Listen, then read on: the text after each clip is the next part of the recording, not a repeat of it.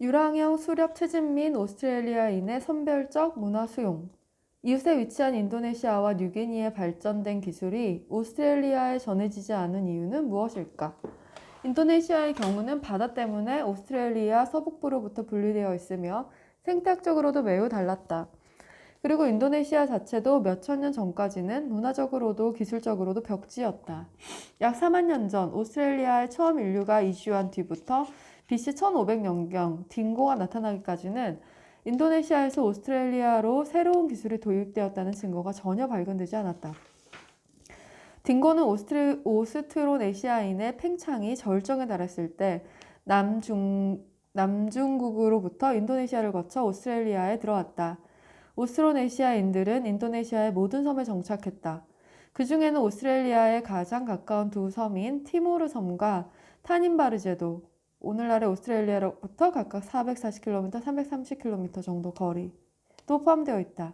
오스트로네시아인은 태평양을 가로질러 팽창하는 과정에서 그보다 훨씬 먼 거리도 얼마든지 항해했으므로 설령 딩고라는 뚜렷한 증거물이 없었더라도 우리는 그들이 오스트레일리아에 여러 번 도착했을 것이라고 생각할 수밖에 없다. 역사시대의 오스트레일리아 서북부에는 해마다 인도네시아 술라웨시 섬의 마카사르 지방으로부터 도칠단 카누들이 찾아왔는데 그것은 1907년 오스트레일리아 정부가 중단시킬 때까지 계속되었다. 고고학적 증거에 의하면 이 같은 방문은 1000년경까지 거슬러 올라가지만 사실은 그보다 더 일찍 시작되었을지도 모른다. 이런 방문의 주된 목적은 해삼을 얻기 위해서였다. 불가사리의 천적인 이 생물은 마카사르에서 중국으로 수출되어 정력제로 잘 알려졌으며 국을 끓일 때 귀중한 재료로 사용되기도 했다. 매년 마카사르인들이 찾아올 때마다 이루어진 교역은 자연히 오스트레일리아 서북부에도 많은 흔적을 남겼다. 마카사르인들은 해안의 야영지에서 타마린드를 심었고 원주민 여자들과의 사이에서 많은 아이들을 낳았다. 그들은 천, 금속기, 토기, 유리 등을 교육품으로 가져왔지만 원주민들이 그런 물건을 손수 만드는 방법을 배우지는 못했다. 다만 원주민들은 그들로부터 몇몇 단어와 의식, 그 밖에 도칠단, 마상이, 카누 이용하는 방법, 담뱃대를 이용해 담배 피는 법 등을 배웠다. 그러나 이 같은 영향을 받았다고 해서 오스트레일리아 사회의 본질이 달라지지는 않았다. 마카사르인들이 찾아와서 일어났던 일보다는 일어나지 않았던 일들이 더 중요하다. 마카사르인들은 오스트레일리아에 정착하지 않았다. 그 이유는 인도네시아와 마주보고 있는 오스트레일리아의 서북부 일대가 너무 건조해서 마카사르인의 농업 환경에는 적합하지 않았기 때문일 것이다. 만약 인도네시아에서 마주 보이는 지역이 오스트레일리아 동북부의 열대우림이나 사바나 지역이었다면 마카사르인들이 그곳에 정착할 수 있었겠지만 그들이 그렇게 멀리까지 여행했다는 증거는 없다. 이처럼 마카사르인들은 소수가 찾아온 일시적인 방문에 그쳤을 뿐 내륙 쪽으로 깊이 들어가진 않았으므로 오스트레일리아에서도 얼마 안 되는 범위의 해안에 살던 몇몇 집단만이 마카사르인과 접촉했을 뿐이다. 이들 소수의 오스트레일리아인조차도 마카사르의 문화와 기술에서 극히 일부분을 맛보았을 뿐이므로 벼를 심은 밭과 돼지, 촌락, 작업장 등 마카사르 사회의 모든 것을 접하지는 못했다. 오스트레일리아인들은 항상 유랑형 수렵 채집민이었으므로 마카사르인의 산물이나 관리 중에서도 자기들의 생활 방식에 맞는 것만을 받아들였다. 도칠단 카누도 좋고 담뱃대도 좋지만 용광로나 돼지는 사양했던 것이다. 인류의 문화와 기술 전달에 지대한 영향을 미친 지리적 환경. 오스트레일리아인들이 인도네시아 영향에 저항한 것보다 훨씬 더 놀라운 것은 뉴기니에서 온 기술과 문화에도 저항했다는 사실이다. 토로스 해협이라는 가느다란 띠 모양의 바다를 사이에 두고 뉴기니의 농경민들은 뉴기니 언어를 사용했고 돼지, 토기, 활과 화살 등을 갖고 있었지만 오스트레일리아의 수렵 채집민들은 오스트레일리아 언어를 사용했고 돼지, 토기, 활과 화살을 갖지 못했다.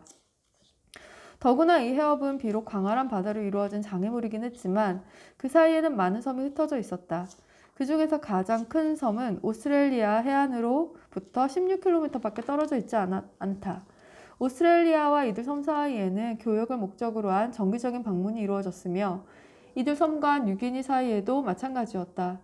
수많은 원주민 여자들이 무랄루크 섬 남자들의 아내가 되었고 그들은 거기서 채소밭과 활과 화살을 볼 수 있었다.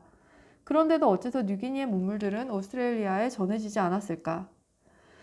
토로스 해협에 존재했던 이 같은 문화적 장애물이 놀라운 일로 비치는 까닭은 오스트레일리아 해안으로부터 16km 거리에 집약적 농업과 돼지가 있는 제대로 된 뉴기니 사회가 상상되기 때문이다.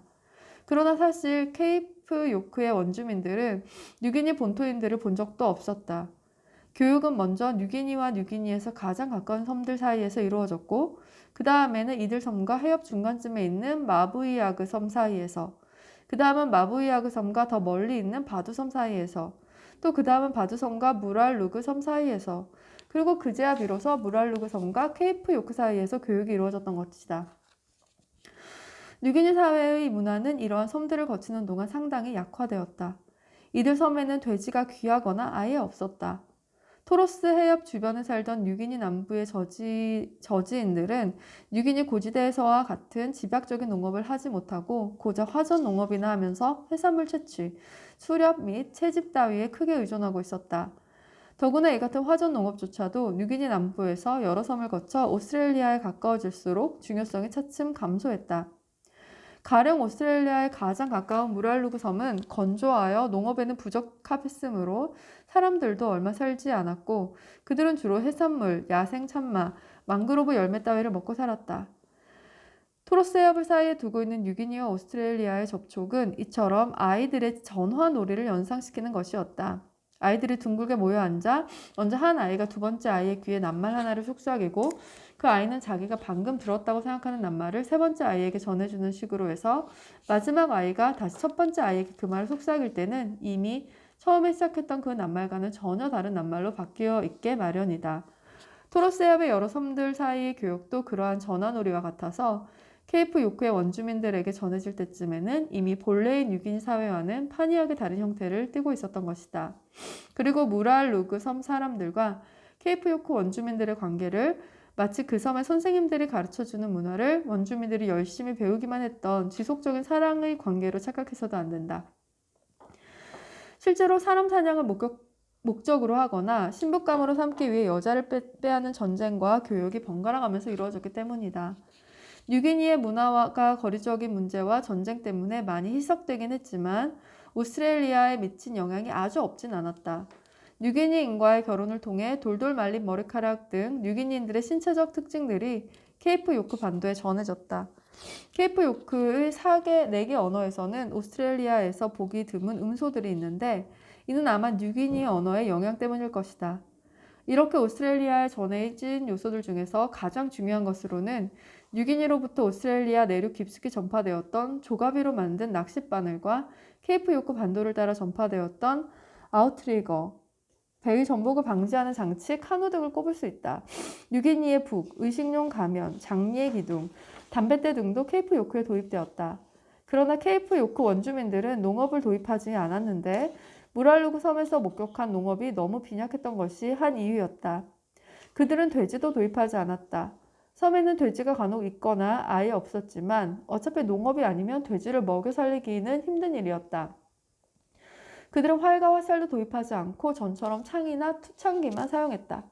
오스트레일리아도 넓고 뉴기니도 넓다. 그러나 이렇게 넓은 두 땅덩어리가 접촉한 것은 매우 약화된 뉴기니 문화를 지닌 토러스 해협 여러 섬의 몇몇 소집단과 케이프 요크의 몇몇 원주민 소집단의 교역에 국한되었던 것이다. 그곳 원주민들이 무슨 이유에서인지 활과 화살 대신 창을 사용하고 그 밖에도 희석된 뉴기니 문화의 여러 가지 문물을 보았으면서도 받아들이지 않기로 결정함에 따라 뉴기니의 문화는 오스트레일리아의 다른 지역에도 전달되지 못했다. 결과적으로 뉴기니의 문물 중에서 오스트레일리아에 널리 전파된 것은 조가비로 만든 낚싯바늘 뿐이었다. 만약 뉴기니 한랭성 고지대에 살던 수십만 명의 농경민들과 오스트레일리아 동남부의 한랭성 고지대에 살던 원주민들이 가까이 접촉하고 있었다면 뉴기니의 집약적 식량 생산과 문화는 대대적으로 오스트레일리아에 전해졌을 것이다. 그러나 뉴기니 고지대와 오스트레일리아 고지대 사이를 갈라놓은 3,200km의 거리는 생태학적 환경이 매우 달랐다.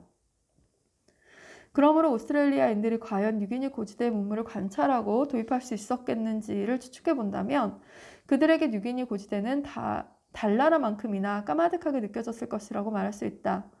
오스트레일리아 원주민들이 뉴기니의 석기시대 농경민이나 인도네시아의 철기시대형 농경민들과 더불어 교육을 하면서도 석기시대와 같은 유랑형 수립 채집민으로 남아 있었던 현상은 얼핏 보기엔 오스트레일리아 원주민들이 유난스레 완고했던 탓으로 생각되기 쉽지만 좀 더 자세히 생각해보면 그 현상은 인류의 문화와 기술이 전달되는데 지리적 환경의 역할이 지대하다는 사실을 입증하고 있을 뿐이다.